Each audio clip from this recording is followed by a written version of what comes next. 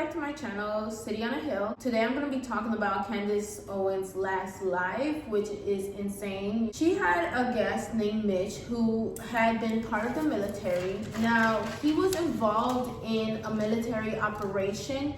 Well, he was involved in giving information of a location about a cartel tunnel, and other people were involved in the raid. After going through the raid, they found out that there were certain USA officials that were involved after building the tunnel. And essentially what ended up happening was that the cartel were after him.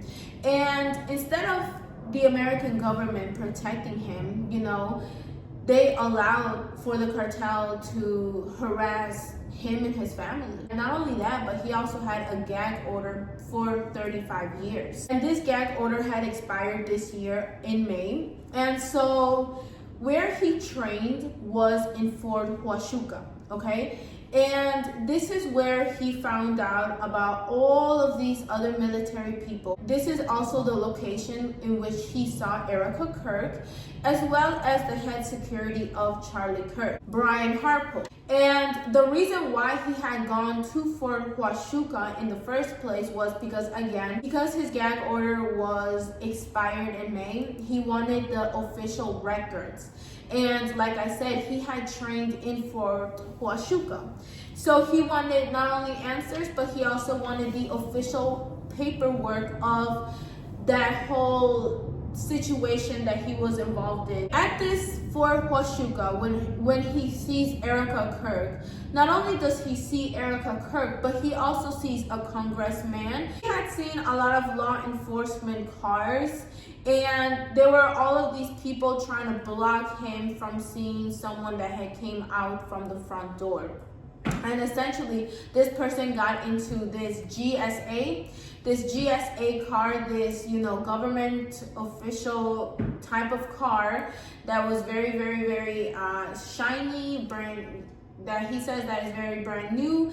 And obviously they wanted to make sure that he didn't see who was getting into that car. The head of security, Brian Harpo, had also walked out with a congressman that they said was from Las Vegas, Nevada. Obviously, this is a lot of information, and I will be honest with you guys, when Candace Owens announced that she was going to be meeting with Erica Kirk, I did not trust it. Not because I don't trust Candace Owens, I just don't trust Erica Kirk or all of those people. Candace Owens never said that Erica Kirk was involved in assassinating her husband. Candace Owens never said that TPUSA was also involved, but she did say that they're clearly hiding something.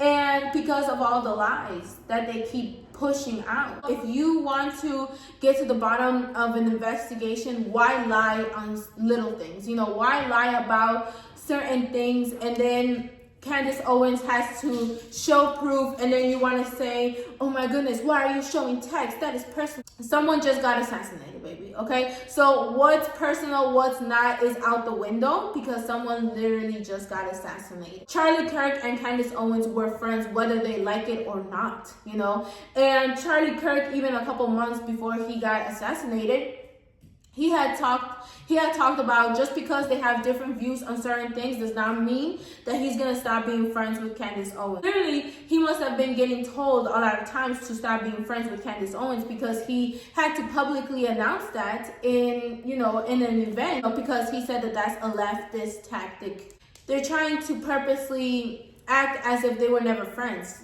They literally lied on Candace Owens saying that they hadn't even seen each other in years. So it's insane. Obviously, I did not trust Erica Kirk because Candace Owens talked about how there were those planes that were following Erica Kirk and Charlie. And instead of being worried about those planes following Erica Kirk, what does she say? Oh, I wasn't in those planes. Who said you were? Who said you were? No one said you were. We're saying that they were following you. Why aren't you scared? Why aren't you worried? Why is your first, instinct is to say, oh, I wasn't on those planes. I was pregnant. What's also weird to me and why I didn't trust any of this situation and why I didn't want Candace Owens going to meet, Erica Kirk was because I also saw that Bibi Netanyahu was the one that had also announced Charlie Kirk's assassination really early on, like almost as soon as it happened. Anybody that is trying to tell you that, oh my God, we have other things to worry about. Meanwhile, you guys are focused on this Candace drama. They just sent $900 billion to Ukraine and Israel. You know, they're trying their very best to distract you from focusing on this. You can focus on multiple things. We're human beings. We know how to multitask. If we cannot address an assassination, people being told that you're anti-Semitic this, you're anti-Semitic that, simply because we're addressing a certain foreign country, crying about sending money isn't going to do anything if there are people being assassinated, if there are people's freedoms being taken away because of that foreign country, you know? And when we address these issues within our border, we'll be able to stop sending all of this funding, you know, because clearly our American government is not willing to protect its American citizens. If our people don't have basic human rights, then obviously we're not going to have control when it comes to sending money. So all of these people saying, oh my God, you are focusing on the wrong things. You're focusing on this Candace drama. It's not Candace drama. There are multiple people that are speaking against Charlie Kirk's assassination and demanding answers and supporting Candace, because Candace is one of those people that is investigating when your own government does not care about investigating, most likely because they are involved in the assassination of an American citizen. This government is clearly a failure, not only to the military, sacrificing their life to serve this nation, but this government is also a failure to the journalists, to the own American citizens. Like I said, you can't even be a woman that brings a Palestinian injured child to your show without being called anti-Semitic.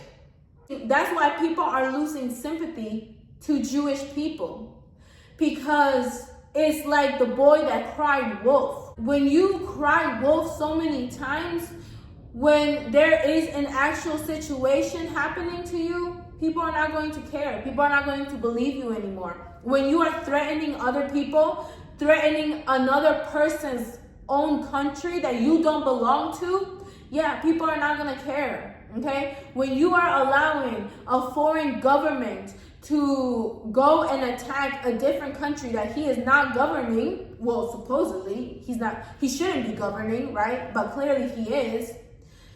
Obviously, people are not going to be kind. You want the American people sacrificed all in the name of these Israeli Zionists. No, the biblical Israel is not this modern day state of Israel. That's just what it is. Because it is Christ, okay? It is not Israel that we're called to sacrifice ourselves for. It is Christ that we're called to sacrifice ourselves for, okay? I'm just sick and tired of the perversion. I'm sick and tired of the perversion in this country. I'm sick and tired of all this just bloodiness in this country. When you're planning a huge assassination, I guess you also have to plan on the mistakes you're going to make. If Mitch's story is true, I really think that God sent him to go be there. You know, sometimes we just go through so much in life and we don't know why. But clearly God has a bigger purpose for us. If Mitch's story checks out, God is showing us the mysterious works that he does. They can put all this propaganda. They can plan to the very millisecond. But you're not going to be a great planner when God is the best of planners. These people forget that God is more powerful than their stupid plans, than their stupid demonic propaganda, than their stupid demonic threats that they have against America. God is bigger than all of these people.